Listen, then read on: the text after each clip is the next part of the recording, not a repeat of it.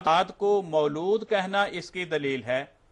सो जब ज़ाते बाबरकात मोहम्मदी सल्लम मौसूफ बिज़ात बिन नबूवत हुई, अंबिया बाकी मौसूफ बिल अर्ज, कि ज़ाती तौर पर असली तौर पर साहिब नबूवत कौन है?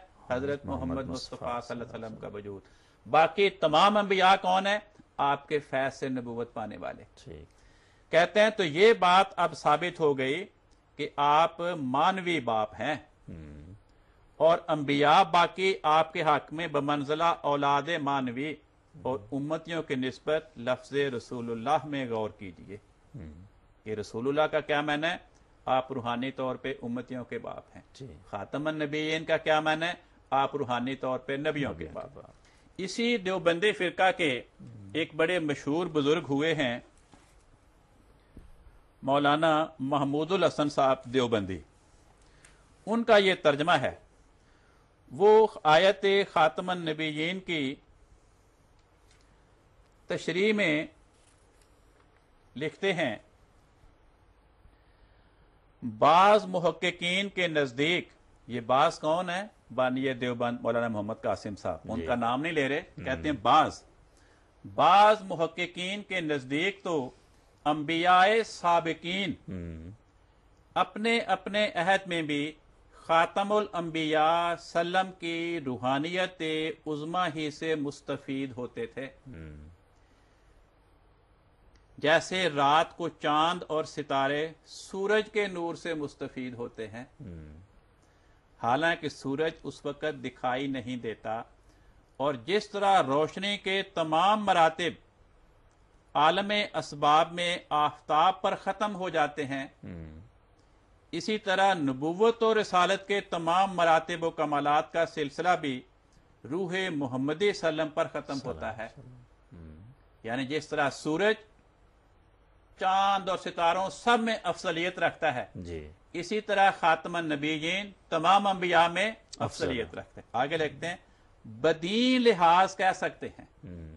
क्या कह सकते हैं?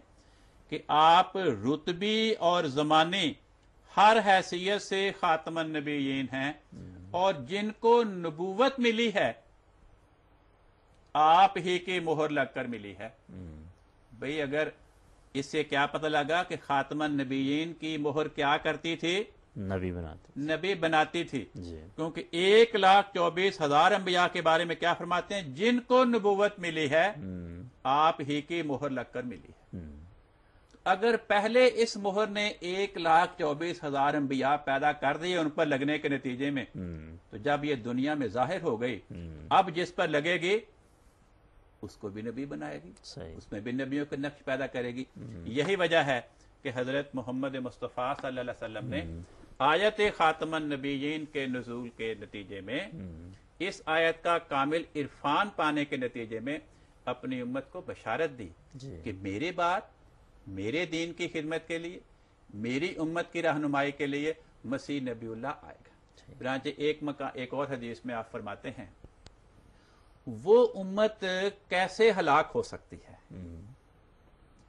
जिसके शुरू में मैं और आखिरी हिस्से में मसीह मौत होगा।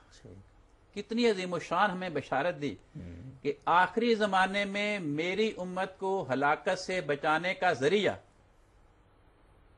मेरी उम्मत को मेरे दीन को जिंदगी अता करने का जरिया कौन होगा? मसीह मौत का वजूद। तो अगर आप ये समझते कि मेरे बाद खिदमत इस्लाम के लिए किसी नबी के आने की जरूरत ही नहीं है, तो आप अपनी उम्मत को कभी भी मसीह नबीउल्लाह के आने की बशारत ना देते। जज़ाकुमुल्लाह अहसनल जज़ा। मोहतरम कालू साहब आपका बहुत शुक्रिया। नाज़रीन किराम, आज इस प्रोग्राम में मोहतरम मौलाना साहब ने आयत ख़ातमुन नबीयीन के हवाले से गुफ्तगू फरमाई है, और जितने मफ़ाहीम बयान किए जाते हैं और जो तराजम किए जाते हैं ख़ातमुन नबीयीन के, उस पर मंतक के लिहाज से और अक्ल के लिहाज से और बाज़ ठोस हवाला जात की रोशनी में गुफ्तगू की है। उम्मीद है इससे आपको फ़ायदा पहुँचेगा। आइंदा हम इस मौजू पर मज़ीद प्रोग्राम लेकर आपकी खिदमत में हाज़िर होंगे। तब तक के लिए इजाज़त दीजिए। अल्लाह हाफ़िज़।